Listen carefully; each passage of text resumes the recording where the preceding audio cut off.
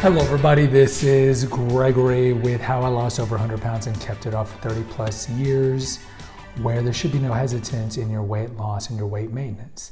Now, today we're going to continue the series on Confessions of an Obese Child and talk about my experiences in elementary school locker rooms. Now, before we begin, if you need help with weight loss, if you want a weight loss guru at your disposal, contact me through the Clarity FM link found here in the episode notes.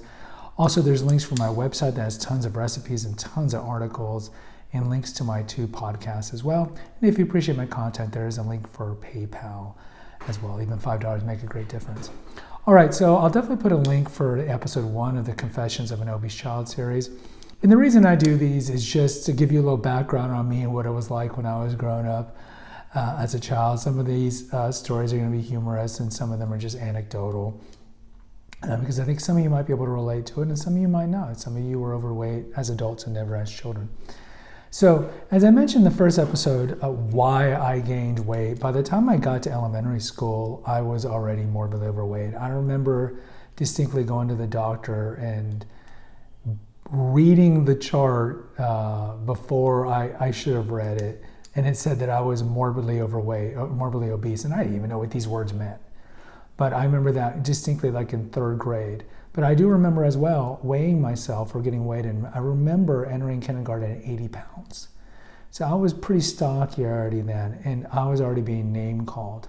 I went to a Catholic school in Houston in the 80s, and I think back then, bullying fat kids was much more pervasive simply because they were much more unique. Now today, as I mentioned in the inaugural episode, 70% of Americans are overweight, 40% are obese, so it's just much more pervasive. And so I don't think kids are bullied as much.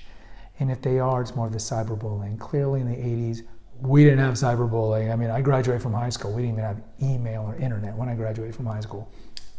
But certainly, I was name called quite a bit.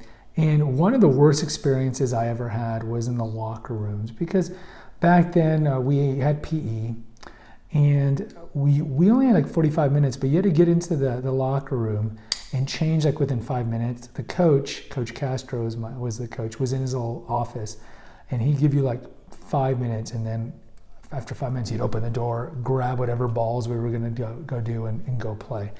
And so during this time, I hated it because I was overweight to the point, now this was not kindergarten, this is later on, so this is kind of my composite memory of getting changed in the locker room.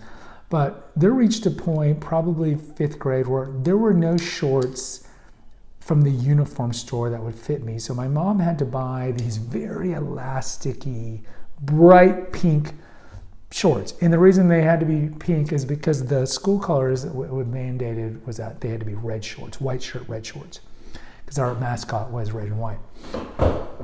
The Tigers.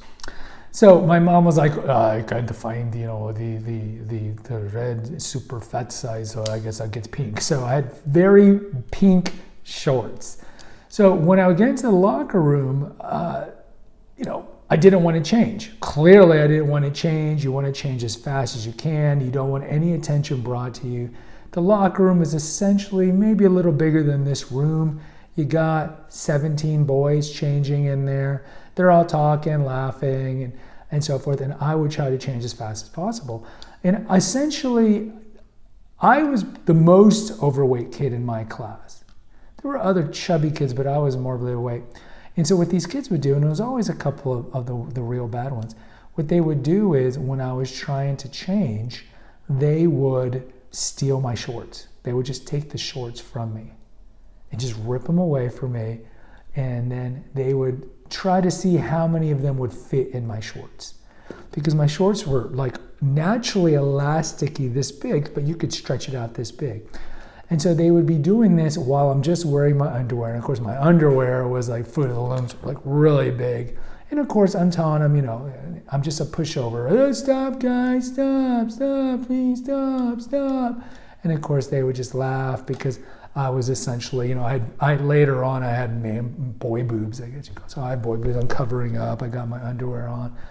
And the coach didn't care. The coach was in his room. And even when he came out, by the time he came out, I said, give him his shorts. and then they would do it and I'd get it on. But this was something that I had to go through, I mean, all the time, all through elementary school. And they wouldn't necessarily do it every day, but they would do it quite often. They would do it quite often. It was very humiliating and embarrassing. Now, was it humiliating and embarrassing enough for me to be like, oh, young Gregory, you need to lose this weight. You need to stop going home and getting your mom to order you a large pizza from the new Domino's pizza, because it just came out, or eating 5 frozen cheese enchilada entrees. No, because that's how I medicated the trauma of being bullied at school, was to go home, watch Voltron and G.I. Joe and Transformer cartoons, and just, I didn't have any other coping mechanism. I didn't know how to cope with it. And even when I got older, 11, 12 years old, when I'm older, I still didn't really know how to cope with the bullying. And so, of course, like all vicious circles, I didn't know how to cope. My parents, in their limited way, tried their best to help me by taking me to dietitians and locking up the junk food and so forth. But I'd find ways around that. I'll talk about that in another episode.